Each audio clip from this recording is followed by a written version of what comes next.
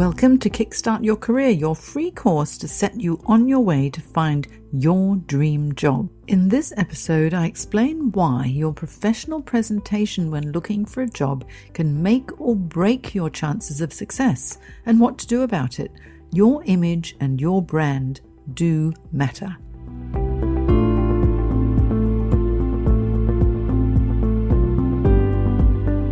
Now, in addition to being Googleable, we also need to be able to express our professional image. Can your professional presentation undermine your credibility? Oh, 100%. Definitely. just think, if when you're walking down the street, and don't tell me that you don't, because I know we're all judgmental as human beings. You're walking down the street and you see someone walking towards you and, maybe they're wearing something that's way too tight or too revealing. You think something. I'm not going to say what you're thinking, but you'll think something, right? You're forming an opinion of that person. If you see someone who's dressed really, I'm going to say as a dag, but that's more of an Australian term. I'm not sure if it's an American term. People might not know what I mean. If someone looks really, really sloppy, then you tend to think, well, if they dress sloppily, they'll probably act sloppy. They'll probably work in a sloppy manner as well. So you make lots of assumptions based on somebody's image. And, all the studies have shown that, you see and judge in an instant. How long does it take to make a first impression? It's a couple of seconds. You walk in the door, someone's already thinking something about you if they bother to look at you. And so if you skulk into a room and you are really embarrassed or shy or you're stooping, people will think, oh, okay, a bit insignificant. Whereas if you walk into a room with a nice warm smile, extend your hand, say, hello, I'm John Smith and it's a pleasure to meet you. It's a nice experience. And so, your image, and the image is not just what you wear, it also is your body language and your eye contact. So it's very important. Sorry, that term was dag? Is that what it was? Dag means sloppy? I'm learning a new language today. Well, I learned this as well. A dag is someone who's just, a little bit sloppy, a little bit grumpy, maybe a little bit moody. It's just not a happy, bright, professional looking person. Okay, so I got two terms now, Googleable and dag. Mm-hmm, okay. Oh, did you pick up strop as well? Do you know strop? No, I've not heard strop. It's nothing to do with careers, Ryan. No, strop. If you're stroppy, it means you're complaining and whinging. And if you're going in for an interview, you must not be stroppy. Okay.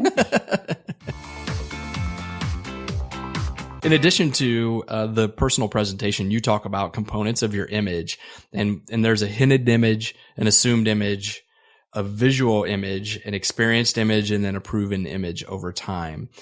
And I think the visual image and the experienced image are, and maybe even proven over time, are things people can relate to without an explanation. But what is a hidden image? We all have a hidden image, and this really is you deep down inside. Nobody can see it. And this relates to your upbringing, your culture, what your expectations are, your personal hopes and dreams and goals.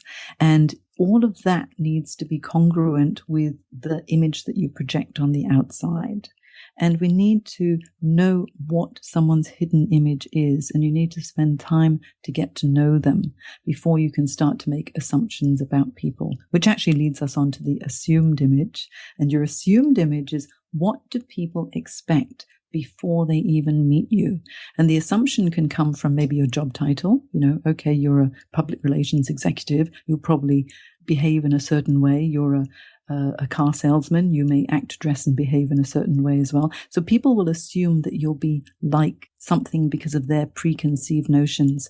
And so say you've got a child who's really ill and you're worried and you run into the hospital and think, please, take my child. I need a doctor to help. And someone comes along who is a highly qualified doctor in jeans and a torn t-shirt and say, okay, I'll look after your child. You'll balk at that. And the assumed image doesn't make sense if a doctor comes to you dressed like that. Whereas if the doctor comes to you and they're standing tall, they look very authoritative, maybe they've got a white coat on and a stethoscope, then you'll think, I'm assuming a doctor should look like that. I feel confident. You look the way I assume you should look. And then here, please take care of my child. So you've got to be aware of your assumed image as well. Whatever you're trying to project, Think about, do you look the part? Do you act the part? Do you speak in the way that people would expect you to?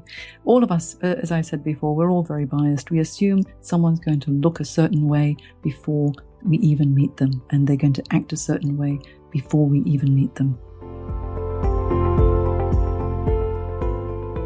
Before the next episode, check out janejacksoncareers.com for more advice and guidance on everything to do with job search and career management and career development for success. Or you can ask me a question on Twitter, Facebook, or Instagram. My handle is @JaneCareerCoach.